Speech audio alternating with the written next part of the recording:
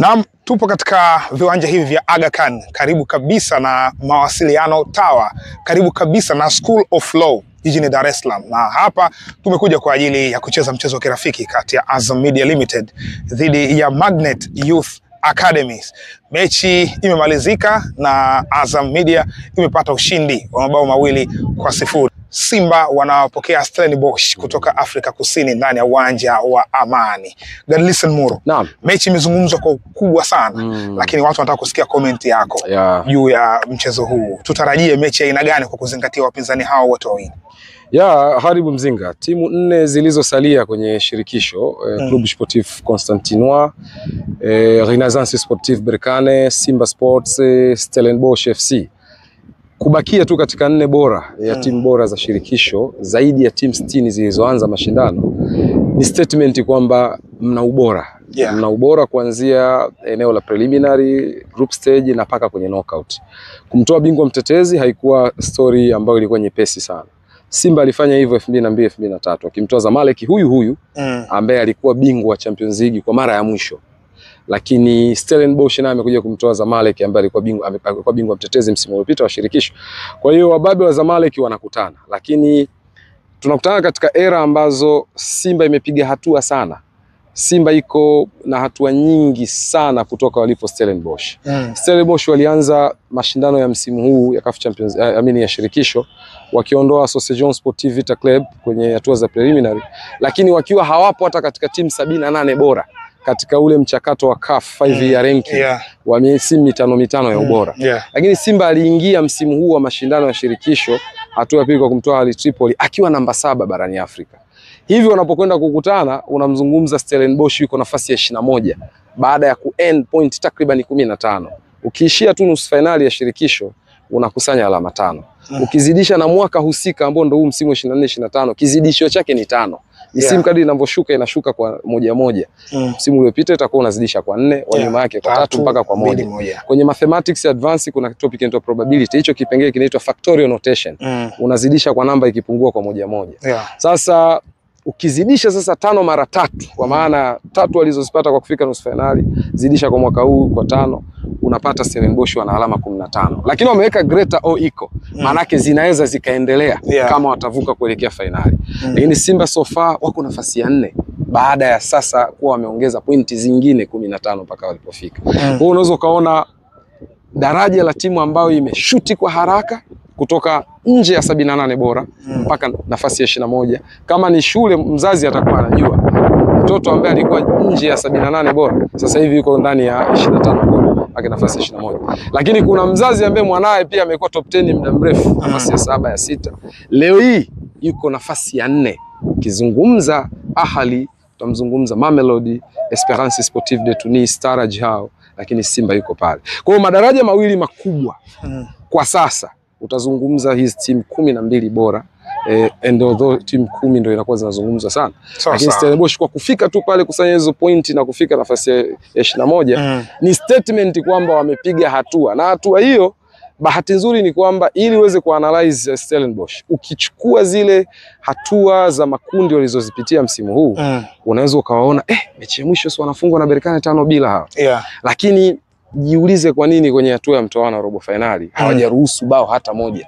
Wamecheza na Zamalek ya Afrika Kusini 0-0. Wamekwenda kule ugenini 1-0. Inawezekana Zamalek watakuwa walifanya homework ya kawaida sana kuelekea kwenye Stellenbosch, lakini bila kuwakosea heshima kuanzia kocha Steve Barker, wachezaji waandamizi kina Ismail Olivier Toure, akina Lesi Banku, unaongelea kina Huygens pale. Kumbuka kundi la kina Kupido Ashley na kadhalika.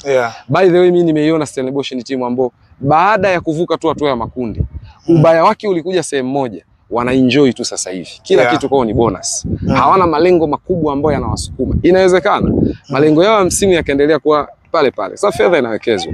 Kuna uongozi ndani ya timu. Kuna kocha mkongwe wa soka la Afrika Kusini. Lakini uwezi ukaja tu ukasema hawakuwa na malengo ya kufika hapa. Inaweza kuwa nyuma ya pazia walikuwa na lengo hata ya kuchukua ubingwa huu, kwa maana surprise. Lakini ukiwaleta kwenye yale malengo ya ujumla ya timu zilizokuwa zinashiriki, unasema hata hatua ya makundi tu kwao ongeza akaenda kutiki kwenye kiboksi kwamba hatua hii mwaka huu tutaumaliza tukisema tuliwahi kufika hatua ya makundi. Sawa sawa. Timu ambayo inakuja kucheza kwa bonus mara nyingi stress inakuwa iko ndogo.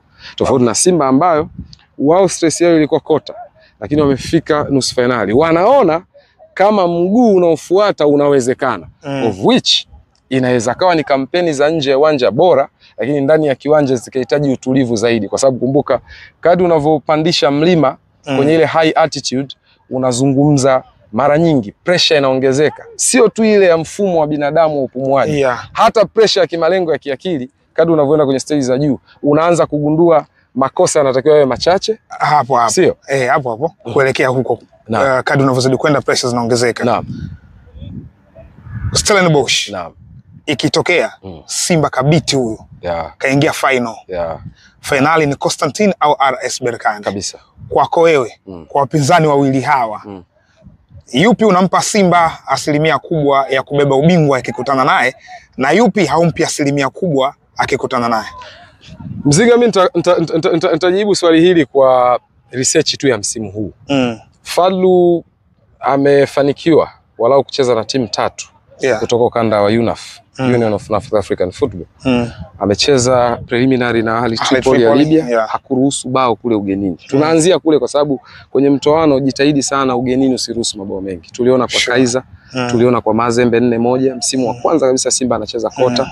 Lakini baada ya hapo alivyoanza kuja kucheza sasa kwa mahesabu, kwa Orlando aliruhusu tu bao la Kwame Pepra kwenye matuta wakaondoka.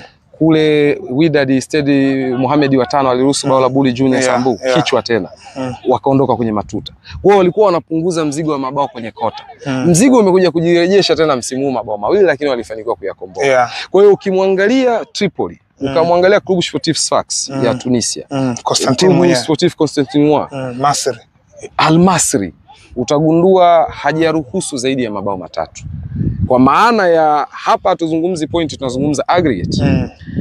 Unapocheza nyumbani kama unaweza kuscore 2+, mara nyingi tunasema wewe uko kwenye tabia nzuri ya kuweza kuvuka kwenda hatua zinazofuata. Angalia hata kina Mamelodi, kina Esperance, kina Ahly, mechi zao hata misimu iliyopita akiwa anaweza score 2+, ana uwezo wa kwenda, kwa sababu hata wakati Mamelodi anaondolewa na Wydad ilikuwa 2-2 pale. Esperance msimu uliopita akamuondoa Mamelodi kwa bao moja tu la ugenini. Kwa unaweza ukaona hicho. Kwa Fadlu labda experience yake ya soka la Afrika Kaskazini ni mtu ambaye kafanya kazi njema sana. Hata akiwa na Manlansi kazi ile Orlando inacheza na Berkane, uwanja wa Godswill Akpabio International wa Nigeria. Ulikuwa ni neutral venue.